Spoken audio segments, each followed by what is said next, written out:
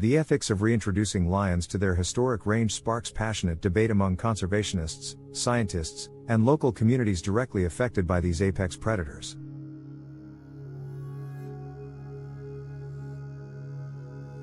Lions once roamed vast territories across Europe, Asia, and Africa, occupying ecosystems from forests to deserts to open plains. Over centuries, human expansion, habitat loss, and organized extermination campaigns steadily erased lions from much of their historical range. Today, lions are largely confined to fragmented pockets in sub-Saharan Africa and a small population in India's Gir forest. Conservationists argue that reintroducing lions to their former range is essential to restore ecological balance and reverse biodiversity loss. Lions play a vital role as apex predators, controlling herbivore populations and maintaining the health of entire ecosystems. Without lions, prey species like deer, antelope, and wild boar can overgraze vegetation, triggering ecosystem collapse through cascading effects. Proponents believe returning lions to parts of Europe, North Africa, and the Middle East could restore degraded habitats and rebalance food webs. Reintroducing apex predators like lions is part of a broader conservation philosophy known as rewilding, which seeks to restore entire ecosystems. Rewilding aims to go beyond protecting isolated species by reintroducing missing keystone species, even if they were absent for centuries. However, reintroducing lions raises serious ethical and practical questions, especially in regions now densely populated by humans. Modern landscapes bear little resemblance to the prehistoric ecosystems where lions once thrived alongside now extinct megafauna. Much of the lion's former range is now covered by cities, farms, roads, and industrial infrastructure that severely fragment potential habitat. In human-dominated landscapes, lions would inevitably come into direct contact with people, livestock, and pets, creating significant conflict. Livestock predation would likely increase, raising ethical questions about prioritizing predator conservation over the livelihoods of local farmers. Many communities living in or near proposed reintroduction sites have no memory of coexistence with large carnivores like lions. Generational fear of predators, combined with economic vulnerability, could foster resentment and undermine local support for conservation programs. Conservationists must ethically weigh the ecological benefits of reintroducing lions against the social and economic burdens placed on local populations.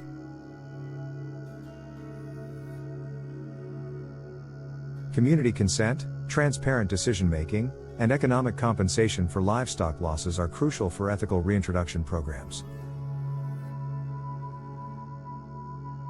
Some experts argue that introducing lions into modern landscapes amounts to forcing human populations to bear the costs of historic extinction events. The lions themselves would also face ethical challenges, including adapting to ecosystems radically altered by human activity and climate change. Surviving on fragmented landscapes, with limited prey and constant human disturbance, would likely elevate stress levels and lower survival rates for reintroduced lions.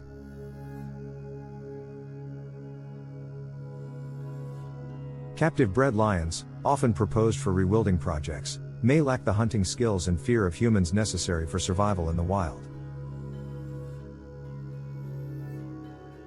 Reintroducing large predators without sufficient space, prey, and ecological conditions may doom the lions to failure, creating ethical dilemmas.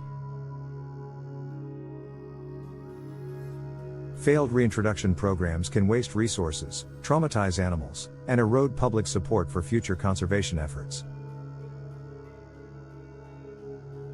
The ethical argument for lion reintroduction grows stronger when the ecological benefits clearly outweigh the risks and costs to human communities.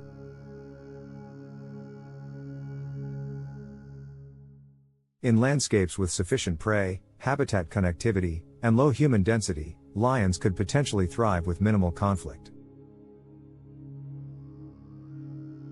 Large protected areas like transboundary reserves spanning multiple countries offer better conditions for successful and ethical lion reintroduction. Ethical reintroduction efforts must prioritize ecological realism, avoiding symbolic releases meant to generate publicity without adequate scientific backing. Some conservationists warn that poorly planned reintroduction programs risk becoming conservation theater rather than legitimate ecological restoration.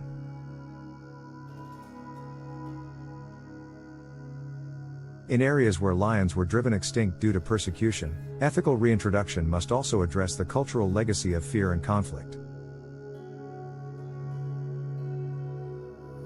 Successful reintroduction programs in Europe with wolves and lynx highlight the importance of long-term public education and community involvement.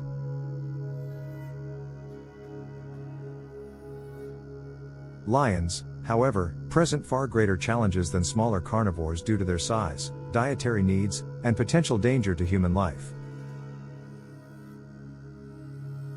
Even within Africa, where lions still exist, human-lion conflict is a leading cause of lion mortality outside protected areas.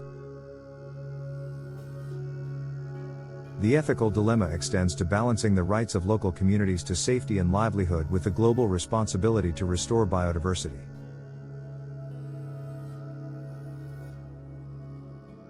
Some indigenous communities in Africa consider lions cultural symbols and spiritual beings, adding layers of ethical complexity to reintroduction debates. Reintroduction also raises questions about the lions themselves. Do captive bred lions have a right to return to their ancestral habitats? If lions evolved to fill ecological niches now vacant, does humanity have an ethical obligation to return them to those roles? The counterargument is that evolution, climate change, and human activity have irreversibly altered many former lion habitats. Restoring lions to highly altered ecosystems may no longer serve the ecological function it did in the distant past. Ethical reintroduction also involves ensuring genetic diversity, avoiding releasing inbred populations that could threaten long-term population health.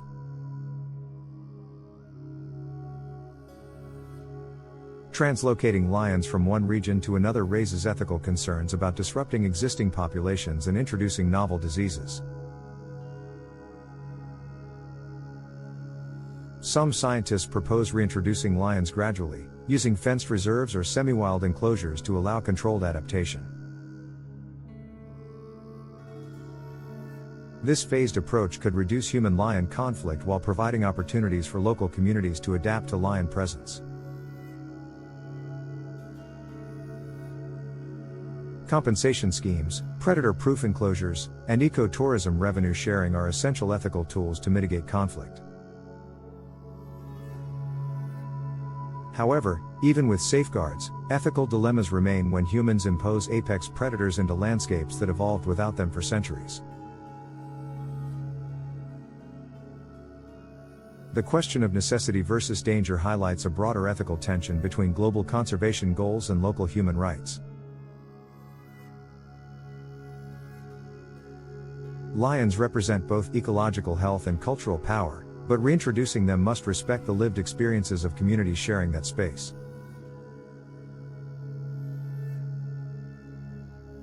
Some conservationists suggest focusing on restoring habitat and prey first, creating conditions that could naturally attract dispersing lions. Allowing lions to recolonize naturally, rather than through forced reintroduction, may offer a more ethical and ecologically sound solution. Where natural recolonization is impossible, ethical reintroduction requires a long-term commitment to monitoring, adaptation, and community partnerships. Ultimately, whether reintroducing lions is necessary or dangerous depends not only on ecological science but on ethical choices made by society. As humanity grapples with biodiversity loss, climate change, and ecosystem collapse, restoring apex predators like lions will remain a profound ethical challenge. The future of lion reintroduction will test whether humans can coexist with the very species they once drove to extinction, or whether some wild places are gone forever.